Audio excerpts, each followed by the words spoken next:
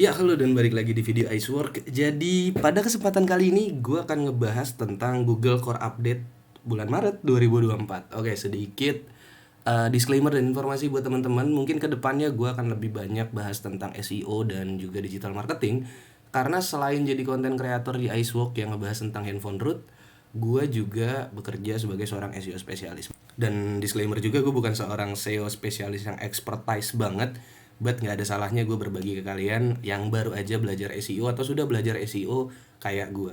Oke, kita lanjut aja di Google Core Update Maret 2024 ini, mengenai hal apa aja yang perlu diketahui dan apa yang baru di dalamnya.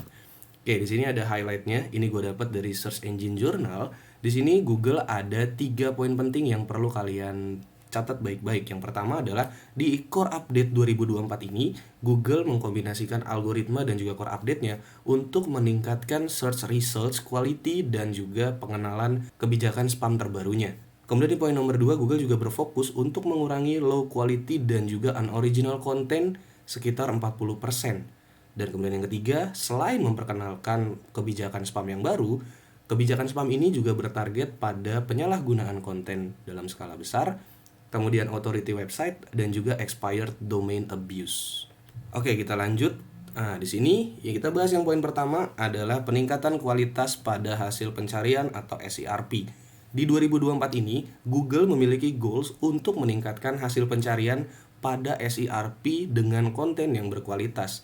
Ini juga dikatakan oleh Google bahwa mereka percaya pada update ini mereka akan mengurangi jumlah konten yang tidak berkualitas pada mesin pencari dan mengirimkan traffic yang seharusnya diterima bagi pemilik konten dengan high quality content dan helpful content yang membantu audiens dalam menemukan pemecahan dari masalahnya mereka. Dan bahkan mereka juga atau si Google ini berekspektasi bahwa unoriginal content ini akan berkurang sekitar 40%. Dan menurut gua di Core Update Maret 2024 ini kayaknya Google akan lebih berfokus kepada audiensnya mereka, akan lebih fokus ke bagaimana orang-orang mencari pemecahan masalah dari masalah yang mereka temukan dan mereka mendapatkan jawaban atas hal tersebut. Jadi menurut gue ini merupakan salah satu langkah awal yang sedikit banyak mensejahterakan pemilik website atau blog yang memang memiliki konten-konten yang berkualitas dan banyak ngebantu audiens dalam menemukan pemecahan masalahnya. Wow, ini cukup fair ya menurut gue. Walaupun memang untuk low quality content ini masih jadi pertanyaan yang seperti apa sih gitu. Tapi menurut gua balik lagi Google juga ingin menekankan bahwa helpful content itu jadi salah satu poin penting ketika lo membuat artikel atau landing page atau bahkan dokumen apapun atau apapun itulah yang memang tujuannya untuk dibaca oleh audiens. Seperti itu. Tapi nanti kita akan bahas lagi lebih dalam ya. Nah, ini yang di bagian kedua ada kebijakan spam baru. Di update ini Google akan memperbarui kebijakan spamnya pada konten dengan kualitas rendah di hasil pencarian. Oke, ini sesuai dengan statement Google juga yang perlu lu garis bawahi, yang udah gue garis bawahi juga. Di sini mereka akan mengambil tindakan pada jenis-jenis artikel yang memanipulasi, yang sifatnya manipulatif maksudnya. Manipulatifnya di mana bang gitu ya? Manipulatifnya itu ada di ranking SERP-nya Google. Karena menurut gua ini tuh jadi salah satu hal yang sebenarnya masih berlaku dan masih berjalan sampai saat ini, tapi Google masih berusaha untuk memperbarui dan menyempurnakan algoritmanya untuk bisa menghapuskan low quality content dan menerapkan kebijakan spam baru dari Google di 2024 ini. Sebagai contoh, misalnya seperti ini. Gua memiliki 4 website, yang mana salah satunya adalah website utama yang punya target keywords kemeja pria. Kemudian gue punya 3 website lagi yang mana artikelnya gue gunakan untuk menaikkan keywords kemeja pria di website utama gue. Tapi gue membuat artikelnya dengan low quality dan unoriginal content. Maksudnya gimana bang? Nah ini kita ambil di sini contohnya. Di website A gue membuat artikel mengenai pilihan kemeja pria, di mana artikel ini gue buat dengan ChatGPT atau bahkan AI yang lain lah. Tapi sebagai example gue menggunakan ChatGPT. Dan disclaimer lagi, di sini gue tidak menjelek-jelekan tools AI yang ada ya. Nanti gue jelaskan lebih jauh lagi. Nah, kemudian ini akan gue targetkan untuk nge-link atau memberikan backlink ke website utama dengan keywordsnya kemeja pria. Kemudian begitupun dengan website B, gue buat artikelnya dengan menggunakan judul rekomendasi kemeja pria yang mana artikelnya gue menggunakan copy paste dari berbagai sumber atau berbagai artikel yang sudah ada, dan gue kombinasi sehingga membuat satu artikel baru yang target keywordsnya juga adalah kemeja pria ke website utama gue. Begitupun dengan website C yang gue menggunakan Perplexify dengan judul kemeja pria murah, dan target keywordsnya adalah tetap kemeja pria yang targetnya adalah ke website utama.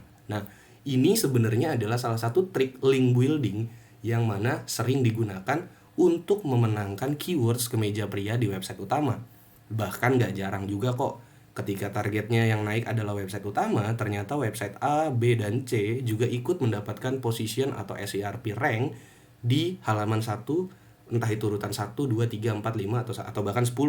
Nah, ini yang dibilang sebagai salah satu manipulatif behavior atau kebiasaan manipulatif. Kenapa seperti itu? Karena gua berusaha untuk menaikkan keywords kemeja pria yang ada di website utama gua dengan mendapatkan banyak link dari website A, B, dan C.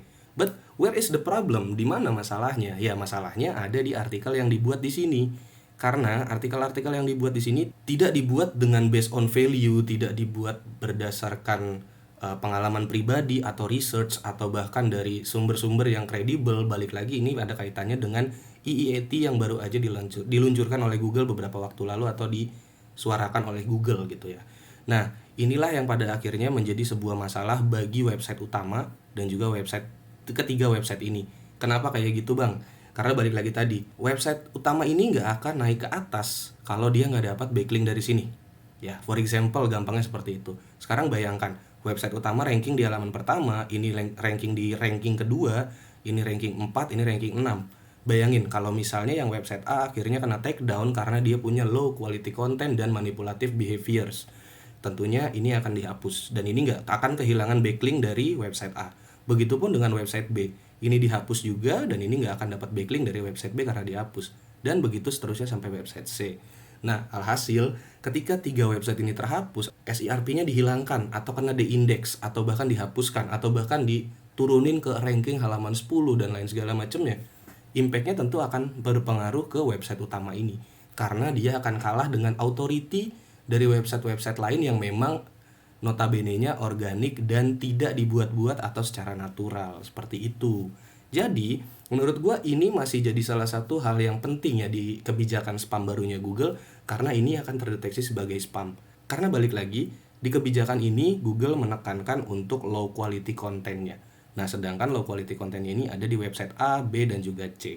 Begitupun di website utama. Kalau misalnya di website utama gua hanya membuat artikel tentang kemeja pria dan ternyata artikelnya asal-asalan, nggak ada source yang benar, nggak ada source yang valid, hanya untuk mendapatkan ranking aja, hanya untuk mendapatkan klik dari affiliate link gua, tentu aja Google akan mendeteksi itu sebagai spam dan alhasil empat-empatnya akan kena take down. Seperti itu. Nah, kita lanjut ke poin yang selanjutnya, yakni adalah penyalahgunaan konten berskala besar.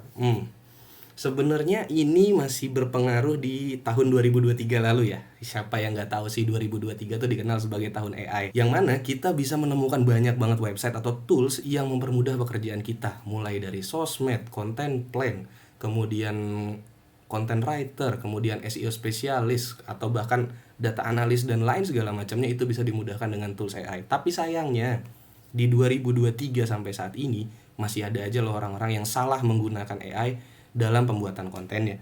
Ini di sini juga dikasih statement lagi dari Google bahwa mereka akan lebih fokus untuk mengambil tindakan pada konten yang tidak memiliki value dalam pembuatannya. Sebagai contoh, ada seorang blogger atau seorang pemilik website yang membuat page atau artikel yang mana mereka tuh seakan-akan berpura-pura bahwa artikel tersebut menjawab kebutuhan audiens karena mereka sedang riding the wave atau mengikuti tren yang sedang berlaku. Tapi pada faktanya mereka nggak berhasil untuk ngedeliver helpful content atau konten yang bermanfaat.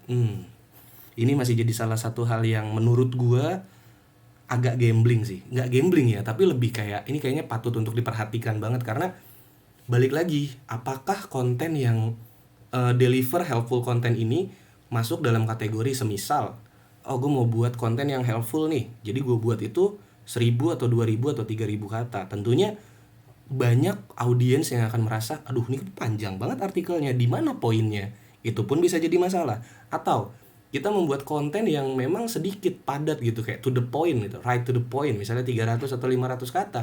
Tapi ternyata itu malah jadi artikel yang, loh kok ini artikelnya seada-adanya banget. Nah, itu sih yang masih jadi pertanyaan untuk gue pribadi. Tapi balik lagi, selama lo memang membuatnya memenuhi aspek-aspek yang dibutuhkan oleh audiens, lo bisa gunakan people also ask, kemudian lo bisa menjabarkan apa aja yang jadi masalah di dalamnya, mungkin gue rasa itu masih aman-aman aja sih. Nah, ini sebagai example yang dimaksud dengan konten yang low quality, balik lagi tadi, dan pretend to have answer popular search itu kayak gimana. Ini gue ambil contoh ketika lo menggunakan AI di dalam pembuatan artikel.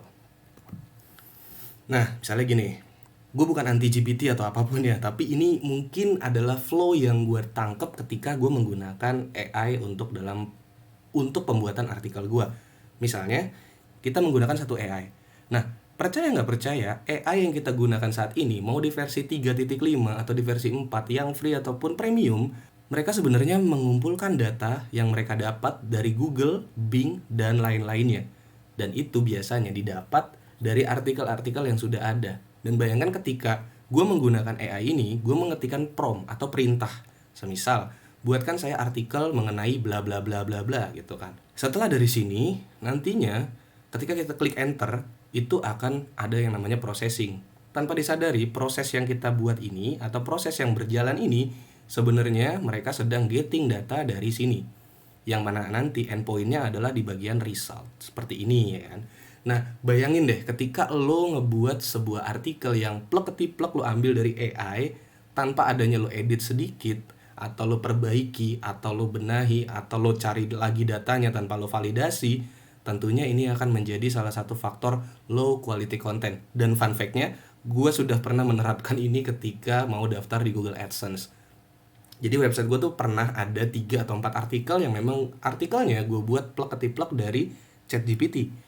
Dan tanpa gue edit, tanpa gue rapihkan, dan tanpa apapun itu, gue publish gitu aja. Karena untuk sekedar ada aja kontennya. Secara ranking dan secara visitor, gue dapet sekitar 200 atau 300 visitor untuk keywords yang sebenarnya jarang dicari orang. Tapi ketika ingin mendaftar ke Google AdSense, gue terkena violation untuk low quality content. Dan pada akhirnya gue memutuskan untuk menghapus artikel tersebut. Tapi balik lagi ya teman-teman ya, bukan berarti AI ini adalah penyebab semuanya. Karena jangan lupa di bagian bawah Google juga mengatakan update ini ya, penyalahgunaan konten berskala besar ini juga berfokus pada behavior atau kebiasaan, pelanggaran kebiasaan dalam membuat konten skala besar untuk meningkatkan hasil pencarian atau search ranking. Hal ini pun nggak terlepas dari bagaimana mereka menggunakan tools atau cara mereka membuat artikelnya. Terlepas dari mereka menggunakan automation seperti AI, kemudian membuat artikel yang ditulis dengan human atau manusianya itu sendiri, dan kombinasi dari keduanya. So, the point is, selama lo membuat konten, entah itu menggunakan AI, atau lo tulis sendiri, atau bahkan lo kombinasikan keduanya antara manusia dan juga AI, selama konten lo tidak deliver helpful content, itu akan masuk ke dalam kategori penyalahgunaan konten. So, ketika lo ingin membuat artikel, usahakan artikel yang lo buat itu memang memiliki data atau sumber yang kredibel. Misalnya, lo sadur dari situs luar kayak Search Engine Journal, atau apapun itu, Search Engine Roundtable, atau LinkedIn atau apa. Pastikan datanya benar. Selama itu lo lakukan, lo akan aman dan terbebas dari penyalahgunaan konten. Gak masalah, lo mau buatnya dengan bahasa lo sendiri pun it's okay. Lo per poinnya mau lo ikutin dari yang luar, silakan. At least lo cantumin sumber dan lo cantumkan dari mana lo dapat datanya. Karena Google akan lebih menghargai hal tersebut. Oke, kemudian yang terakhir adalah penyalahgunaan authority website. Ya, ini sebenarnya udah jadi hal yang cukup krusial dan berkaitan dengan link building serta SERP di Google. Ini nggak jauh sama yang ini tadi gue bilang ya. Ini sebenarnya nggak jauh beda, ini sama, hampir mirip lah kurang lebih. Cuman kalau di poin sebelumnya, ini yang gue bahas adalah keywordsnya atau kontennya. Tapi kalau yang di penyalahgunaan authority website ini, lebih fokusnya ke bagaimana backlinknya atau link building di dalamnya. Kita balik lagi ke sini.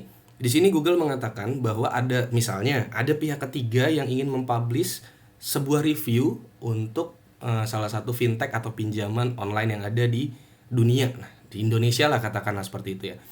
Nah, tujuannya mereka nge-review ini apa gitu loh. Misalnya gue punya sebuah perusahaan fintech baru nih. Nah, gue minta tolong nih sama media nasional, gue minta tolong sama blogger-blogger yang lain, teman-teman yang punya website.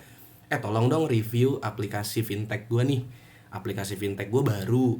Tolong ya lo kasih penjelasan bahwa kalau aplikasi gue nih mudah untuk digunakan, kemudian bunganya kecil, kemudian juga tidak menyulitkan pengguna dan prosesnya mudah loh, bla bla bla segala macam.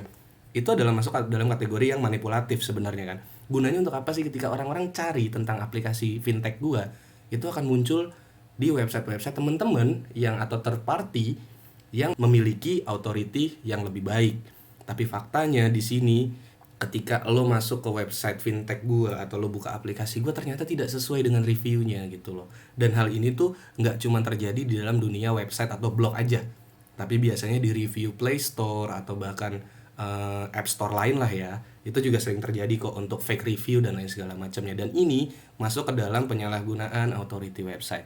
So, buat teman-teman jangan sampai menggunakan cara ini lagi. Kalau misal memang teman-teman ingin di-review oleh website lain, usahakan memang itu relevan. For example, gue punya website yang membahas tentang digital marketing. Teman gue punya produk untuk course digital marketing. So, gue bisa aja nulis artikel tentang course-nya dia secara utuh, secara real, secara kenyataannya gitu. Kayak misalnya, oh kalau kursus di tempat lo nih nanti bisa eh, bekerja di startup yang berkaitan dengan digital marketing ya? Iya bisa. Oh selain itu ada apa lagi? Nah itu perlu ada data yang kredibel dan data yang cocok. Sehingga balik lagi, audiens ini nggak ngerasa ketipu. Audiens ini nggak ngerasa kecewa dengan ekspektasinya mereka ketika baca review dari gua. Dan balik lagi tadi, dari poin 1 sampai poin 4 ini masih cukup diperhatikan dan ini masih berorientasi kepada audiens atau pengguna. Seperti itu. Jadi kesimpulan dari core update di 2024 ini, terutama di bulan Maret, gue bisa menyimpulkan beberapa poin yang bisa teman-teman gunakan dan teman-teman pakai untuk menghindari core update di 2024 ini, sehingga untuk SERP website teman-teman ini nggak ada kurang, nggak ada turun, tapi kalau bisa tetap naik. Yang pertama adalah buat konten yang berkualitas dan menjawab kebutuhan audiens. Nah, di sini pastiin teman-teman membuat konten yang memang menjawab kebutuhan dan menjawab masalah-masalah dari audiens yang teman-teman targetkan. Untuk hal apapun, sertakan data yang kredibel, sertakan data yang sesuai dan akurat. Kalaupun teman-teman sadur dari website luar, jangan lupa untuk cantumkan sumber. Kemudian yang kedua adalah quality is more important than quantity. Gak usah khawatir ketika teman-teman kalian bisa nulis 5-7 artikel dalam satu hari, tapi kalian hanya membuat 2 artikel, it's okay. Menurut gue pembuatan artikel bukanlah sebuah kompetisi. Selama kalian bisa membuat 2 artikel dengan high quality content dan memang menjawab kebutuhan audiens, menurut gue itu jauh lebih baik daripada 5 atau 7 artikel yang asal-asalan. But it's much better ketika teman-teman bisa konsisten membuat lebih dari 1 atau 2 artikel dalam satu hari dengan high quality content. Kemudian yang ketiga adalah improve your site authority. Ini cukup penting karena menurut gua ketika kalian bisa meningkatkan authority dari website kalian dengan link building yang baik dan benar, itu juga jadi nilai tambah. Terlebih lagi jika backlink yang teman-teman dapat itu memang dari situs-situs yang relevan dan satu topik dengan website yang teman-teman miliki. Kemudian yang ketiga adalah improve your writing skills. Ini jadi hal yang penting ketika teman-teman ingin membuat artikel yang mudah dipahami dan mudah dimengerti oleh audiens. Ini jadi satu poin plus di mata Google. Teman-teman boleh menggunakan kalimat yang mudah untuk dipahami, kemudian tanpa adanya pengulangan, tidak terlalu banyak paragraf, tetap to the point dan menjawab kebutuhan audiens. Dan yang kelima adalah fokus on organic search, di mana teman-teman bisa melakukan banyak research untuk keyword-keyword yang ditargetkan, kemudian menambahkan beberapa section seperti people also ask, atau bahkan keywords-keywords turunan yang jadi search intent dan lain segala macamnya. Ini juga penting. Dan yang terakhir adalah know your problem and audience. Menurut gua dalam pembuatan artikel teman-teman nggak perlu FOMO, nggak perlu ngikutin website yang membahas banyak hal. Teman-teman kalau misal jago coding, ngerti permasalahan tentang bahasa pemrograman, dan teman-teman mau buat website tentang hal tersebut, it's okay. Asal kalian mengerti benang merah dan masalah yang dihadapi, teman-teman bisa sharing itu. Teman-teman bisa share bagaimana mengatasi masalah A, masalah B, dan masalah C. Ketika kalian expertise di satu bidang, itu akan jadi hal yang lebih di mata Google karena teman-teman menyajikan informasi yang sesuai dan kredibel menurut kalian selaku expertise di bidang tersebut. Dan mungkin itu aja untuk video kali ini. Thank you banget buat yang udah nonton sampai akhir. Dan buat teman-teman yang mungkin punya pertanyaan tentang SEO ataupun digital marketing, silakan tinggalkan komentar in the comment section below. Dan kalau gue ada kesempatan, gue akan buatkan videonya untuk menjawab masalah kalian. Kalau teman-teman suka, teman-teman bisa kasih like, share, dan juga di subscribe. Sampai ketemu di video berikutnya. See you and bye-bye.